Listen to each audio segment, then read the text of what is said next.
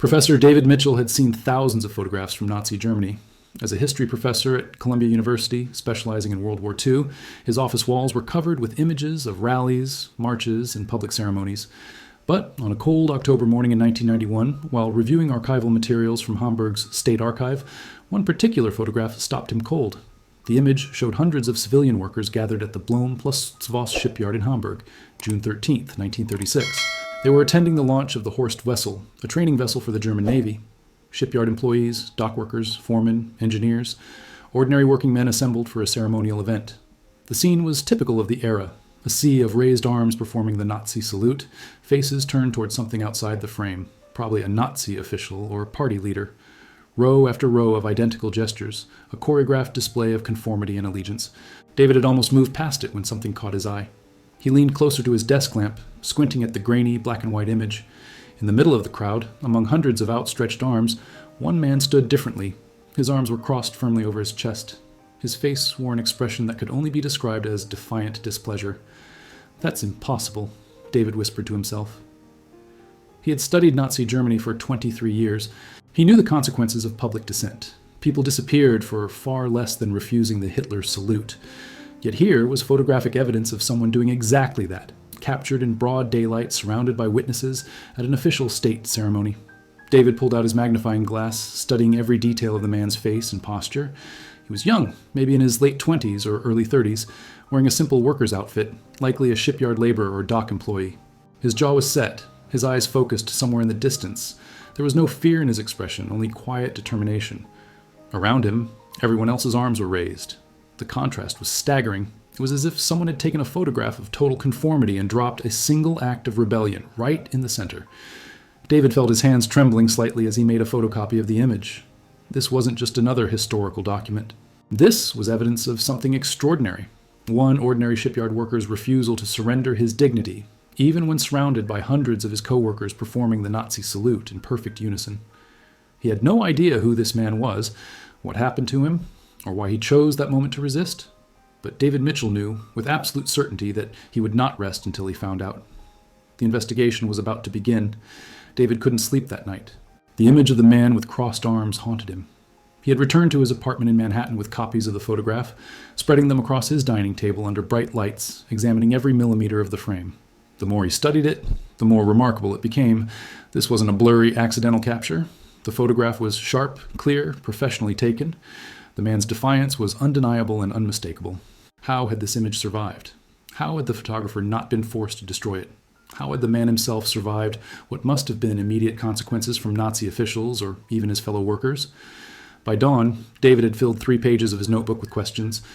He called his colleague, Dr. Rebecca Hartman, a specialist in Nazi-era documentation at the United States Holocaust Memorial Museum in Washington, D.C.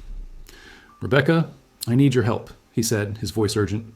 "I found something extraordinary." 2 days later, Rebecca sat in David's office, holding the photograph with white archival gloves. She studied it in silence for several minutes, her expression shifting from curiosity to disbelief. "David, do you understand what this is?" she finally asked. "A man refusing the Hitler salute at a public event in 1936. "It's more than that," Rebecca said quietly. "It's evidence of individual resistance in a moment when resistance could mean death. This is a civilian worker at a shipyard ceremony, surrounded by hundreds of colleagues, all performing the Nazi salute. And he refused. This is extraordinary. But we need to verify its authenticity. We need to make absolutely certain this photograph hasn't been altered or manipulated." They spent the next week conducting technical analysis. They examined the grain structure, the lighting, the shadows, the photographic paper. Every test confirmed the same conclusion. The photograph was genuine, unmanipulated, taken in June 1936 at the Blom plus Voss shipyard in Hamburg. "Now comes the hard part," Rebecca said. "We need to find out who he was." David contacted the Hamburg State Archive, explaining his discovery. The archivist, a meticulous German historian named Dr. Klaus Brenner, was initially skeptical. But when David sent him high-resolution scans, Klaus called back within hours. "Professor Mitchell, this photograph has been in our collection for decades," Klaus explained in accented English. "But nobody noticed the man with crossed arms. Nobody looked closely enough. You may have discovered something that has been hiding in plain sight for over 50 years. "Can you help me identify him?" David asked. "I will try," Klaus promised. "But it will not be easy. That shipyard employed thousands of workers. Many records were destroyed during the war, and if this man was arrested or killed for his defiance, there may be no record at all. David felt a chill run down his spine. The man in the photograph had shown incredible courage, but courage in Nazi Germany often came with a terrible price. "We have to try," David said firmly.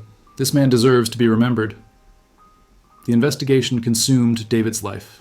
He spent every spare moment poring over Nazi-era employment records, arrest documents, and deportation lists.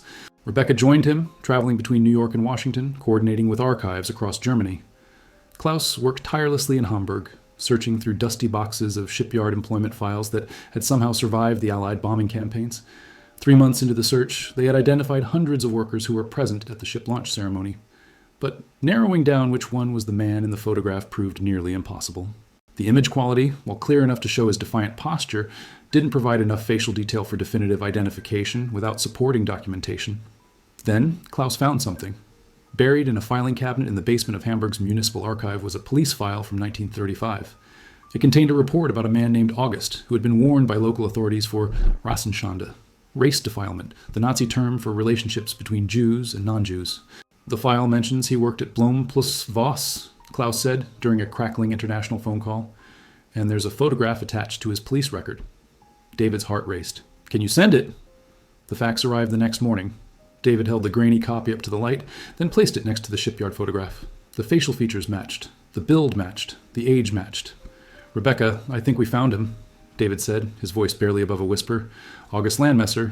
Over the following weeks, they pieced together the basic outline of August's life. He was born in 1910 in a small town in northern Germany. He had joined the Nazi Party in 1931, likely to improve his employment prospects during the economic depression. He worked as a laborer at the Blom plus Voss shipyard. But then the trail became complicated. According to party records, August had been expelled from the Nazi Party in 1935. The reason cited was dishonor to the race through marriage to a Jewess. "He fell in love with a Jewish woman," Rebecca said, reading through the translated documents. "In Nazi Germany. That's why he was standing there with his arms crossed. He had already lost everything. He had nothing left to lose." David felt a profound sadness wash over him. This wasn't just a story of defiance. It was a story of love, of choosing human connection over political conformity, of paying an unimaginable price for refusing to hate. "We need to find out what happened to him," David said. "And we need to find out about the woman he loved."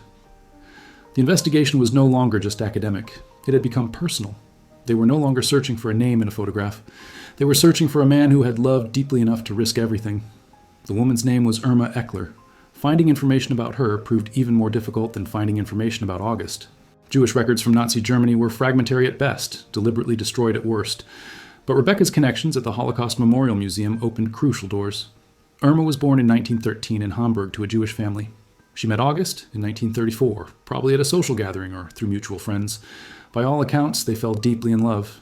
In a different time, in a different place, theirs would have been an ordinary romance. But in 1935 Germany, their relationship became criminal.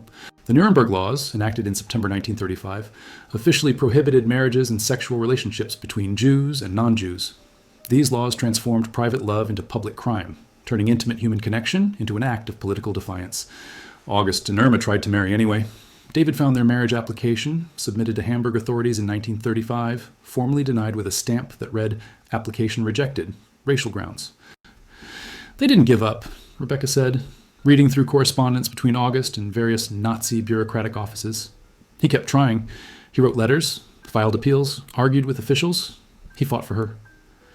In 1935, Irma became pregnant with their first daughter. They named her Ingrid. Without legal marriage, Ingrid was classified as Mischling, mixed race, a child existing in a legal gray zone that would only become more dangerous as Nazi policies radicalized. August's expulsion from the Nazi Party followed shortly after. He lost his party membership, his political rights, and faced growing harassment from authorities. But he stayed with Irma. He refused to leave her, refused to abandon his daughter, refused to comply with laws that demanded he hate the woman he loved. In 1937, Irma gave birth to their second daughter, Irene. By then, August was under regular surveillance. Police reports documented his movements, his associations, his continued cohabitation with a Jewish woman. Each report was a tightening noose. David found arrest records showing August had been detained multiple times between 1937 and 1938, charged with Rassenschande. Each time he was released after weeks or months in custody, warned, threatened, and sent back into an increasingly hostile world. He kept going back to her. David said, overwhelmed by the courage this required. Every time they arrested him, he went right back to Irma and his daughters. He chose love over safety over and over again. Rebecca was reading through witness testimonies collected after the war. There's a statement here from a neighbor. She says, August and Irma tried to flee Germany in 1938. They made it to the Danish border but were turned back. They tried to escape together. The photograph from the shipyard suddenly carried even more weight. That defiant stance, those crossed arms, weren't just a momentary gesture. They represented years of resistance, years of choosing love over conformity, years of refusing to surrender his humanity even as the world demanded it. But the documents also revealed a terrible truth. Their story didn't have a happy ending. By 1938, Nazi persecution of Jews had intensified dramatically. Kristallnacht, the night of broken glass, saw synagogues burned, Jewish businesses destroyed, and thousands of Jewish men arrested and sent to concentration camps. The net was tightening, and couples like August and Irma found themselves with fewer and fewer places to hide. David discovered that in 1938, August was arrested again, this time held for several months in Hamburg's city prison. When he was released, authorities gave him a stark choice: end all contact with Irma and their children, or face indefinite imprisonment. Records from the Social Welfare Office showed that during August's imprisonment, Irma struggled desperately to care for Ingrid and Irene alone. Jewish families were being systematically stripped of their property, their livelihoods, their basic rights. Irma had no legal standing, no protection, no resources. A letter dated December 1938, written in Irma's handwriting, was preserved in municipal archives. In it, she pleaded with authorities to allow August to visit their daughters. The letter was formal, respectful, desperate. My daughters ask for their father every day. They are innocent children. I beg you to show mercy. The response was a stamped rejection. Request denied. Despite the warnings, despite the threats, August maintained contact with his family. But by 1939, this became impossible. He was arrested again, this time sentenced to 2.5 years in a concentration camp for dishonoring the race and refusing to comply with court orders. He was sent to Bergamo, Klaus informed them, referencing a brutal labor camp in northern Germany. He spent nearly 2 years there before being released in 1941. Meanwhile, Irma's situation became catastrophic. In 1940, with August imprisoned, authorities seized Ingrid and Irene, placing them in an orphanage. Irma fought desperately to get them back, but as a Jewish woman with no legal husband, she had no parental rights. Rebecca found the orphanage records. They were heartbreaking. Notes from social workers described Irma visiting her daughters whenever allowed, bringing what little food she could find, holding them through the fence of the orphanage yard. The last documented visit was in January 1942, Rebecca said quietly. After that, there's nothing. David knew what that meant. By 1942, the Nazi regime had moved from persecution to extermination. Jewish families across Germany and occupied Europe were being rounded up and sent to death camps. He found Irma's name on a deportation list. On January 28, 1942, she was arrested in Hamburg and transferred to Fuhlsbüttel prison. From there, she was sent to the psychiatric facility at Bernburg, which the Nazis used as a killing center under their euthanasia program. The record was cold and bureaucratic. Irma Eckler, deceased February 1942. Cause: heart failure. That's a lie, Rebecca said bitterly. A heart failure was the standard cover story. She was murdered, gassed probably, or given a lethal injection. David sat in silence, overwhelmed by grief for people he had never met but whose story had become part of his own life. Irma had loved August. She had borne his children. She had endured years of persecution. And in the end, she had been murdered by the same regime that August had quietly defied in that photograph. But there were still pieces missing. What happened to August after his release from Bergamo? And what happened to Ingrid and Irene, the two little girls who lost both their parents? Tracing August's movements after his release from Bergamo proved extraordinarily difficult. By 1941, Germany was deep into World War II, and record-keeping became chaotic and incomplete. But David and Rebecca persisted, following every fragmentary lead. August was released from the concentration camp in January 1941, probably because the Nazis needed labor for the war effort. But he was a marked man, a former political prisoner, a man who had defied racial laws, someone considered politically unreliable. Klaus found employment records showing August worked briefly at another Hamburg factory, but under strict surveillance. He was prohibited from leaving the city, required to report regularly to police, and barred from any contact with his daughters, who remained in the orphanage. A witness statement, recorded in 1950 during post-war investigations, came from a man named Heinrich, who had worked alongside August in 1942. August never talked about what happened to him, but once, after work, he asked me if I knew anything about the orphanage where they kept his daughters. He wanted to know if they were being treated well. He was desperate to know they were safe. I told him I would try to find out, but I never did. I was too afraid. In September 1942, August was arrested again. This time, the charge was attempting to contact his children. The sentence was harsh. Assignment to a military penal battalion, Strafbataillon 999. These battalions were essentially death sentences. They were composed of political prisoners, criminals, and others deemed undesirable by the regime, sent to the most dangerous sectors of the Eastern Front with minimal equipment and training, expected to die in combat. David found August's military assignment papers. He was sent to Croatia in early 1943, attached to a unit fighting Yugoslav partisans in the mountains. The conditions were brutal: constant combat, inadequate supplies, surrounded by a hostile population. Letters from August's commanding officer, preserved in military archives, painted a grim picture. The men of Strafbataillon 9999 are given the most dangerous assignments. They clear minefields, conduct forward reconnaissance under enemy fire, and are the first in every engagement. Casualties are extremely high. The last confirmed sighting of August came from a fellow soldier in the penal battalion, recorded in a post-war testimony. I saw August in October 1944 near the village of Hvar. We were under heavy partisan attack. August was in the forward position. There was an explosion, artillery or a mine, I couldn't tell. When the smoke cleared, several men were gone. August was one of them. We never found his body. August was officially declared missing in action in October 1944. He was 34 years old. He never saw his daughters again after they were taken from him in 1940. He never knew that Irma had been murdered 2 years earlier. David sat at his desk, staring at the photograph that had started this entire investigation. The man with crossed arms, standing defiant among a sea of raised salutes, had lost everything: his love, his children, his freedom, and finally his life. He never surrendered, David said quietly to Rebecca. Even at the end, forced into a penal battalion, sent to die in a foreign land, he never surrendered who he was. But the story wasn't over. Somewhere, Ingrid and Irene had survived, and they deserved to know what their father had sacrificed for them. Finding Ingrid and Irene proved to be the most emotionally complex part of the investigation. After the war, thousands of children had been displaced, orphaned, or separated from their families. Tracking two specific girls through that chaos required patience, luck, and connections across multiple institutions. Rebecca made the breakthrough. Working with the International Tracing Service in Bad Arolsen, Germany, an archive dedicated to documenting victims of Nazi persecution, she found records showing that Ingrid and Irene had been transferred from the Hamburg orphanage to different foster families in 1943. They were separated, Rebecca told David over the phone, her voice heavy.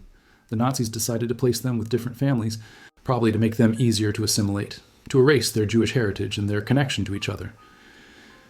Ingrid, the older daughter born in 1935, was placed with a family in rural Bavaria. Irene, born in 1937, was sent to a family in Lower Saxony. Neither family told the girls the truth about their parents. Both were given new identities and told their parents had died. Post-war records showed that Ingrid grew up never knowing her real surname. She was told she was an orphan of the war, nothing more. She married in 1954, had children, lived an ordinary life in Munich. She never knew her father was the man in the famous photograph. She never knew her mother had been murdered. She never knew she had a sister. Irene's story was similar. She grew up believing she was the biological daughter of her foster parents. She became a teacher, married, settled in Bremen. Like Ingrid, she lived her entire adult life without knowing the truth. They lived 50 years without knowing who they really were, David said, overwhelmed by the tragedy of it. Their father died trying to protect them. Their mother was murdered, and they never knew. But in the late 1980s, something began to change. Germany was starting to confront its past more honestly. Archives were opening. Researchers were investigating. The Berlin Wall fell in 1989, and suddenly documents from East Germany became accessible. Klaus discovered that in 1990, a German researcher named Professor Wolfram Selig was investigating Nazi-era labor camp records and came across August's name. Following the paper trail, Selig found the orphanage records showing Ingrid and Irene's placement. Selig made it his mission to find the daughters and tell them their true history. After months of searching, he located Irene in Bremen. In 1991, the same year David had found the photograph, Selig contacted her. David obtained a copy of Selig's notes from that first meeting.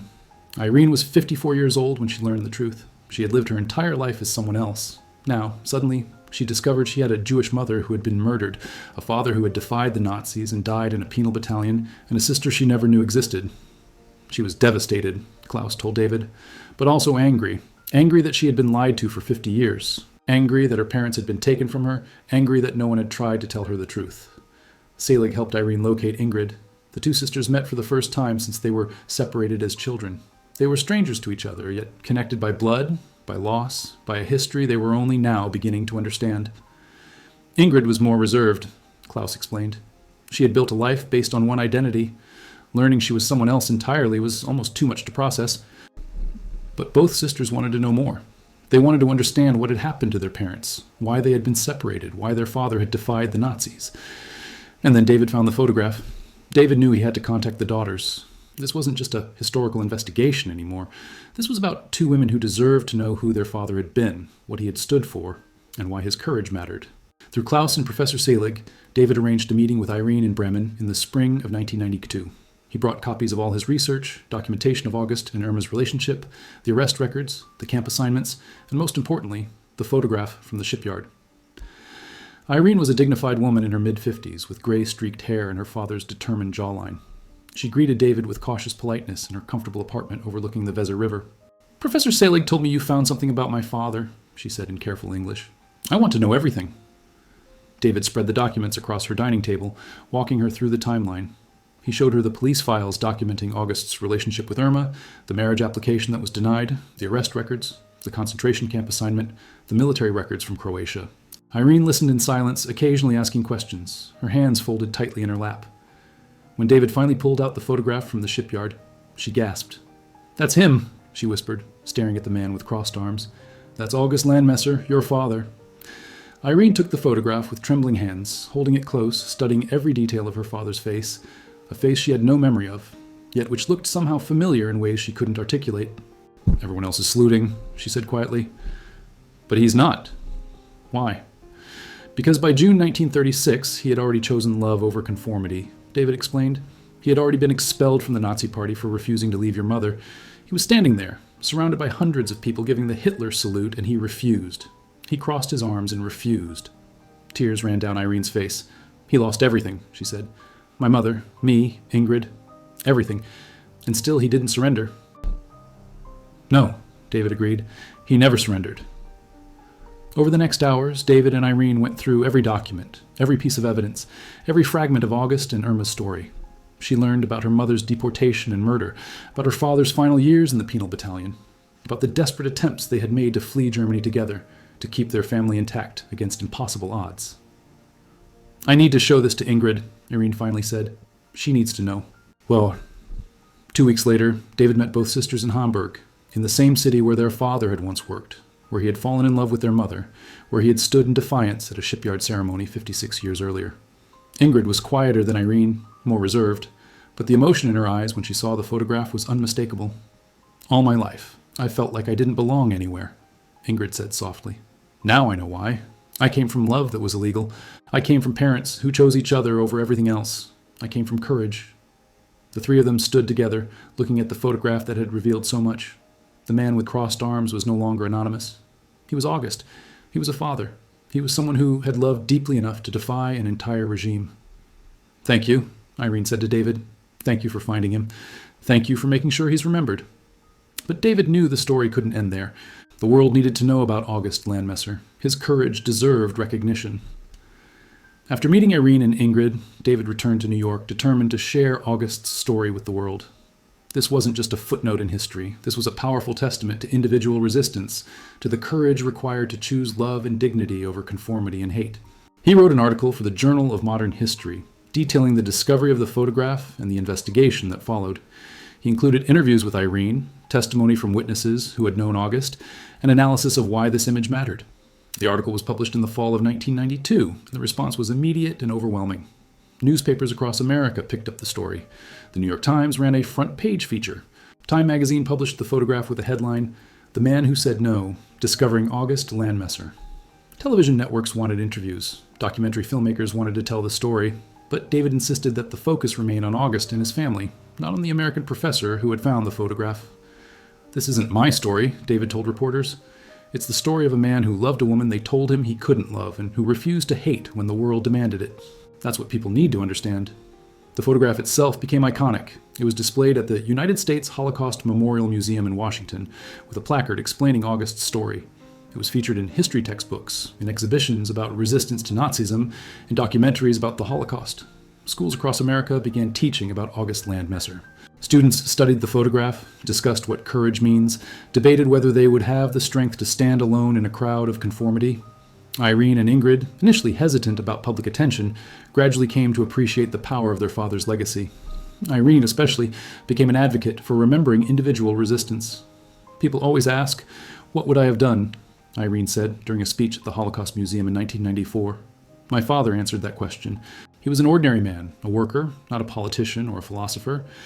But when the moment came to choose between conformity and conscience, he chose conscience. That choice cost him everything.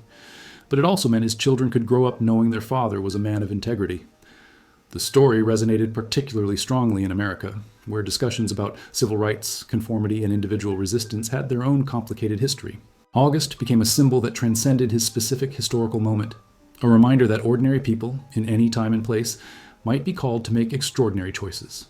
Academic conferences analyzed the photograph. Psychology professors used it to teach about conformity and group dynamics. Ethics classes debated the moral obligations individuals have to resist unjust systems. But for David, the most meaningful response came from ordinary people. He received hundreds of letters from across America, from students, teachers, veterans, immigrants, people who saw in August's crossed arms a reflection of their own struggles to maintain dignity in difficult circumstances. One letter, from a black woman in Birmingham, Alabama, particularly moved him. "My grandfather participated in the bus boycotts in the 1950s. He lost his job, faced threats, was arrested multiple times. When I saw August Landmesser's photograph, I saw my grandfather. The contexts were different, but the courage was the same. Thank you for showing the world that resistance is possible, even when it seems impossible." August Landmesser's story had transcended history and become something universal, a testament to the power of individual conscience in the face of collective madness. 25 years after David first discovered the photograph, in 2016, Irene stood at the Blomsvoss shipyard in Hamburg. The place where her father had once worked, where he had stood with arms crossed in defiant resistance, had changed dramatically. The massive cranes and industrial buildings remained, but the world around them had transformed. She was 79 years old now, a grandmother, her life rich with family and experiences her parents never got to witness. Ingrid had passed away 2 years earlier, but her children had come to this ceremony, wanting to honor the grandfather they never met. The city of Hamburg had decided to create a memorial, not a grand monument, but something more intimate and powerful. A bronze plaque installed in the pavement at the exact spot where August had stood on June 13th, 1936. Irene read the inscription aloud, her voice steady despite the emotion. "August Landmesser, 1910-1944. He stood here and refused. His courage reminds us that individual resistance is always possible, even in the darkest moments of history." Around her stood her children and grandchildren, representatives from the city government, students from local schools, and survivors of Nazi persecution from across Germany. David had flown in from New York, now retired, but still passionate about August's story. "My father was not a hero who set out to change the world," Irene said to the assembled crowd. "He was a man who fell in love. When the world told him that love was illegal, that it was shameful, that it was wrong, he refused to listen. He chose love. He chose his family. He chose to remain human when the world demanded he become a monster." She paused, looking at the photograph that had been enlarged and displayed on a nearby wall. The same image David had found 25 years earlier, the man with crossed arms standing alone in a sea of conformity. "For 50 years, I didn't know who my father was. I didn't know my mother. I didn't know my sister. The Nazis took everything from us, our parents, our identity, our history. But they couldn't take away what my father stood for. They couldn't erase his refusal. That photograph survived. The truth survived. And now finally his courage is recognized." A young German student, no more than 16, raised her hand tentatively. "What do you want people to learn from your father's story?" she asked. Irene smiled gently. "I want them to learn that ordinary people can do extraordinary things. My father wasn't a politician or a military officer. He was a shipyard worker. But when the moment came to choose between safety and conscience, he chose conscience. And I want people to know that those choices are never easy. My father paid a terrible price. My mother paid a terrible price. But they never surrendered who they were." She looked at her grandchildren, seeing in their faces the continuation of August and Irma's legacy, a legacy that the Nazis had tried to destroy, but which had, against all odds, survived.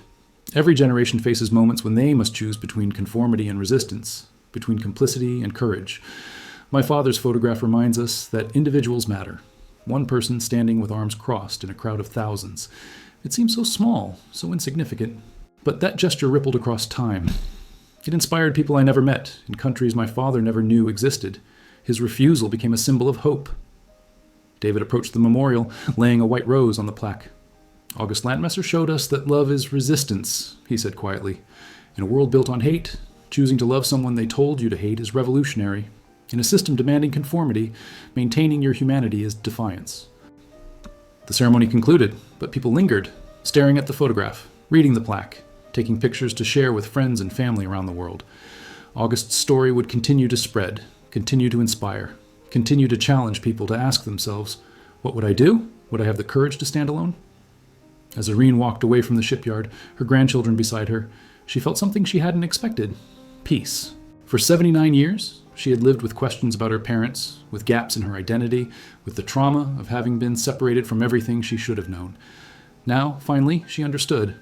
Her father was August Landmesser, the man who said no.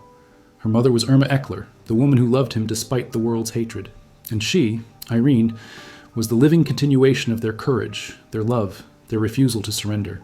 The photograph would remain, a frozen moment in 1936, a man standing alone with arms crossed, but its meaning would continue to grow, reaching across decades and continents, reminding every generation that resistance begins with a single person choosing conscience over conformity, love over hate, dignity over fear.